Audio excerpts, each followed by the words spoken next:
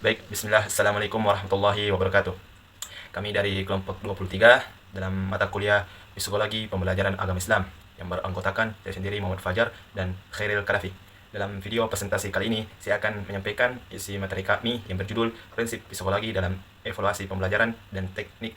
Pembahasan pertama yaitu prinsip psikologi dalam evaluasi pembelajaran pendidikan agama Islam, yaitu A. Prinsip kognitif. Pengertian prinsip kognitif dalam evaluasi pembelajaran. Prinsip kognitif berasal dari kata cognition, yang berarti pengetahuan atau proses berpikir. Dalam konteks evaluasi pembelajaran PAI, prinsip kognitif berarti penilaian yang berfokus pada kemampuan peserta didik dalam ranah pengetahuan, pemahaman, dan proses berpikir rasional terhadap ajaran Islam. Evaluasi dengan prinsip ini tidak hanya menilai hafalan ayat atau hadis, tetapi juga mengukur sejauh mana siswa memahami, menganalisis, dan mampu menerapkan ajaran Islam dalam kehidupan nyata. Kemudian, landasan prinsip kognitif, yaitu landasan prinsip kognitif dalam evaluasi PAI merujuk pada taksonomi Bloom atau ranah kognitif yang meliputi yang pertama pengetahuan atau knowledge, mengingat fakta, ayat, hadis atau istilah. Kemudian pemahaman, menjelaskan makna, menafsirkan isi ajaran. Kemudian penerapan, menerapkan ajaran Islam dalam situasi nyata. Kemudian analisis, menguraikan konsep Islam, membedakan yang benar dan salah. Kemudian sintesis, menyusun gagasan atau solusi berdasar nilai-nilai Islam. Kemudian yang keenam, evaluasi, menilai suatu tindakan berdasarkan prinsip syariat Islam. Kemudian, tujuan prinsip kognitif dalam evaluasi pendidikan agama Islam. Tujuannya, mengetahui tingkat pemahaman siswa terhadap materi ajaran Islam, seperti akidah, ibadah, akhlak, dan sejarah. Kemudian mengukur kemampuan berpikir kritis dan logis siswa terhadap nilai-nilai Islam.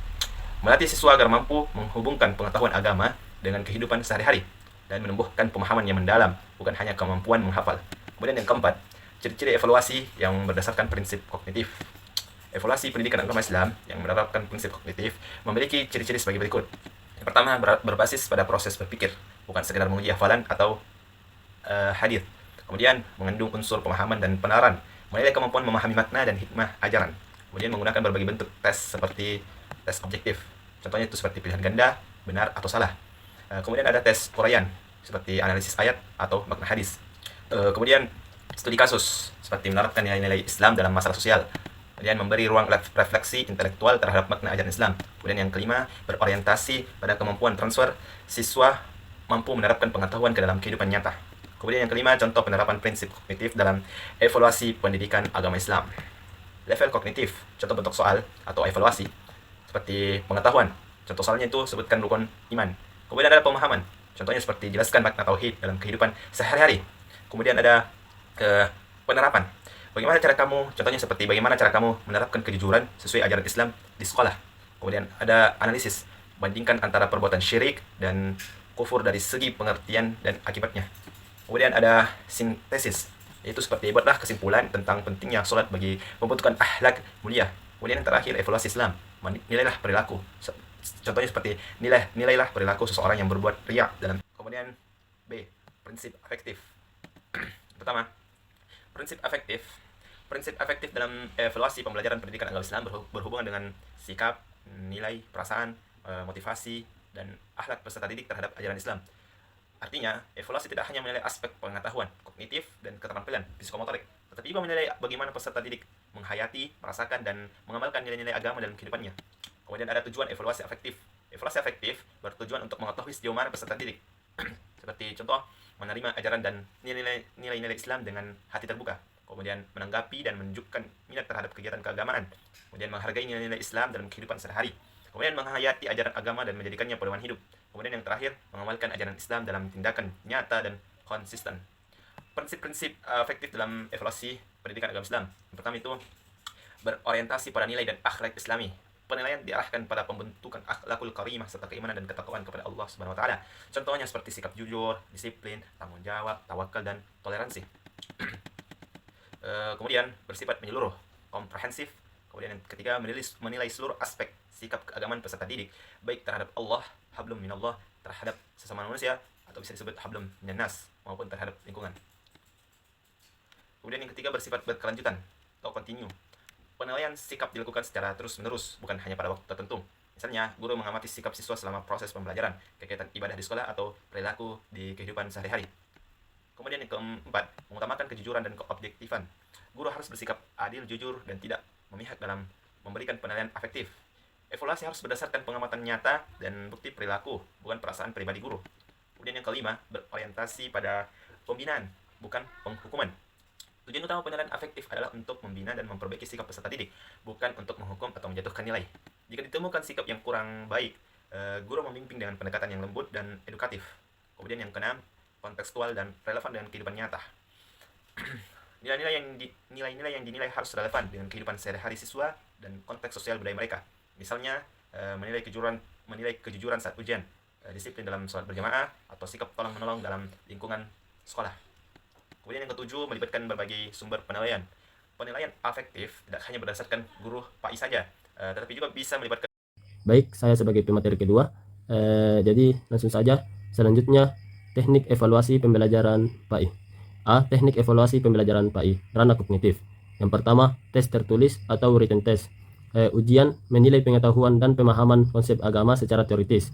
Bentuk tesnya itu yang pertama pilihan ganda atau multiple choice, yaitu mengukur penguasaan konsep dasar, ayat atau hukum Islam.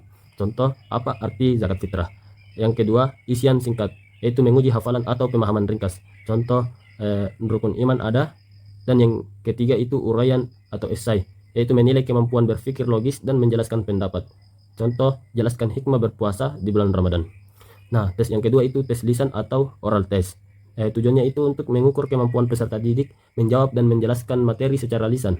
Contoh, menjawab pertanyaan tentang isi ayat atau hadis, menjelaskan makna rukun Islam secara langsung kepada guru, melafalkan ayat Al-Quran beserta artinya. Yang ketiga, tes praktik tertulis. Tujuannya itu mengukur kemampuan peserta didik menerapkan pengetahuan agama dalam kehidupan nyata. Contohnya itu diberikan kasus tentang kejujuran. Siswa diminta menjelaskan solusi berdasarkan ajaran Islam. Siswa diminta menjawab bagaimana cara bersikap terhadap teman yang berbeda keyakinan. Yang keempat, tes objektif dan subjektif. Tes objektif yaitu jawaban sudah pasti benar atau salah, pilihan ganda benar, salah, atau menjodohkan. Terus tes subjektif, jawaban menuntut penjelasan dan penalaran siswa, yaitu uraian dan esai terbuka. Keduanya digunakan bergantian sesuai kebutuhan guru.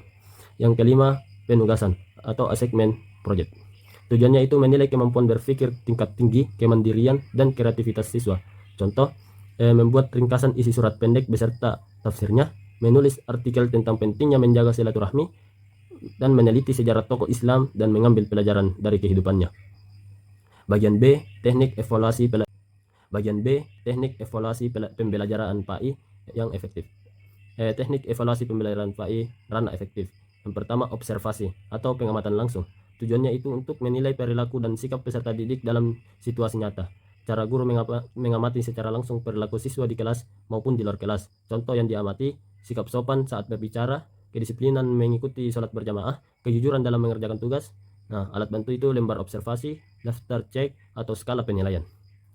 Yang kedua, penilaian diri atau self-assessment. Tujuannya itu mengajak siswa menilai dirinya sendiri secara jujur mengenai sikap dan perilakunya.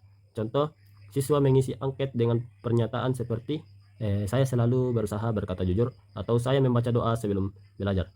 Guru kemudian menilai konsistensi antara jawaban dan perilaku siswa sehari-hari. Yang ketiga, penilaian antar teman atau peer assessment. Tujuannya itu untuk menilai sikap peserta didik melalui pandangan teman sekelas. Contoh, siswa menilai perilaku teman sekelas berdasarkan kriteria seperti kerjasama, tanggung jawab, dan kejujuran.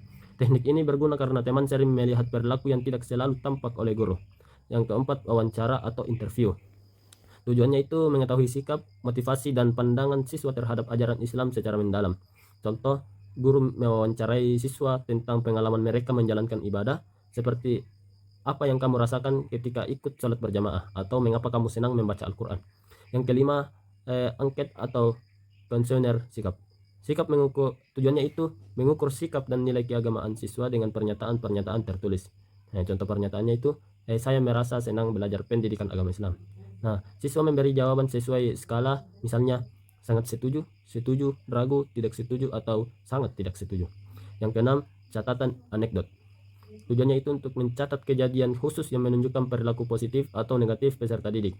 Contohnya itu guru mencatat, Senin 14 Oktober, Fajar membantu temannya yang jatuh tanpa disuruh.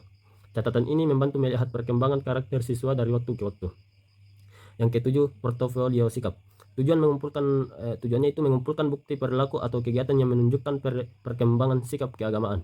Contoh, laporan kegiatan keagamaan, tadarus atau bakti sosial, catatan refleksi diri siswa tentang pengalaman ibadah, sertifikat kegiatan rohan Islam, rohis pesantren kilat, dan sebagainya. Bagian C, teknik evaluasi pembelajaran PAI, ranah psikomotorik.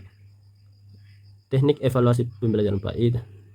Yang pertama itu tes unjuk kerja atau performance test. Tujuannya itu mengukur kemampuan siswa dalam melaksanakan keterampilan keagamaan secara langsung. Nah, caranya itu guru memberikan tugas praktik lalu menilai berdasarkan rubrik atau pedoman penilaian. Contoh, praktik wudhu, sholat, tayamum, atau azan. Yang kedua, observasi atau pengamatan langsung.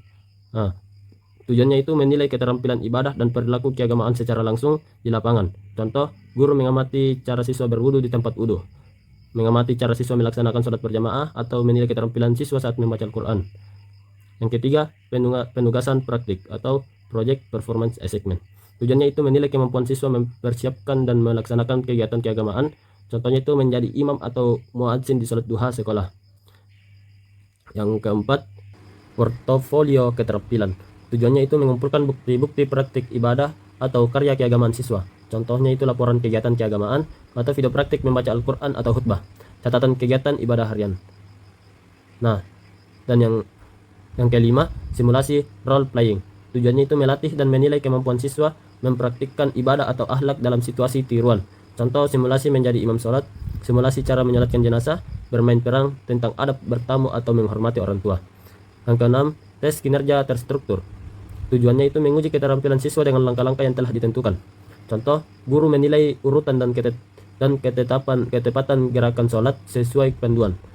Menilai siswa membaca surat pendek dengan tartil berdasarkan rubrik bacaan. Contoh aspek penilaian psikomotorik PAI, tingkatan psikomotorik, contoh dalam PAI persepsi. Mengenali gerakan sholat dan arah kiblat, kesiapan, bersiap melaksanakan wudhu dengan niat, respon terpandu, melakukan wudhu dengan bimbingan guru, mekanisme, melakukan sholat dengan urutan dan bacaan yang benar, respon kompleks, membaca Al-Quran dengan tartil dan lancar, adaptasi, menyesuaikan ibadah di lingkungan berbeda, kreasi, memimpin doa atau kegiatan keagamaan. Selanjutnya itu manfaat evaluasi pembelajaran PAI. Yang pertama, meningkatkan kualitas pembelajaran. Evaluasi pembelajaran dapat membantu meningkatkan kualitas pembelajaran dengan memberikan umpan balik kepada guru dan siswa. Yang kedua, mengukur kemampuan siswa. Evaluasi pembelajaran dan membantu mengukur kemampuan siswa dalam memahami konsep-konsep PAI. Dan yang ketiga, meningkatkan motivasi siswa. Evaluasi pembelajaran dapat membantu meningkatkan motivasi siswa dalam belajar PAI. Mungkin itu saja yang bisa saya sampaikan. Sebagai kesimpulannya itu, evaluasi pembelajaran PAI harus mempertimbangkan aspek kognitif, afektif, dan psikomotorik siswa. Dengan menggunakan teknik evaluasi yang tepat, guru dapat mengukur kemampuan siswa secara komprehensif dan meningkatkan kualitas pembelajaran. Oleh karena itu, guru PAI harus memahami prinsip psikologi dalam evaluasi pembelajaran dan teknik evaluasi pembelajaran yang efektif untuk meningkatkan kualitas pembelajaran PAI. Mungkin itu yang bisa saya sampaikan. Assalamualaikum warahmatullahi wabarakatuh.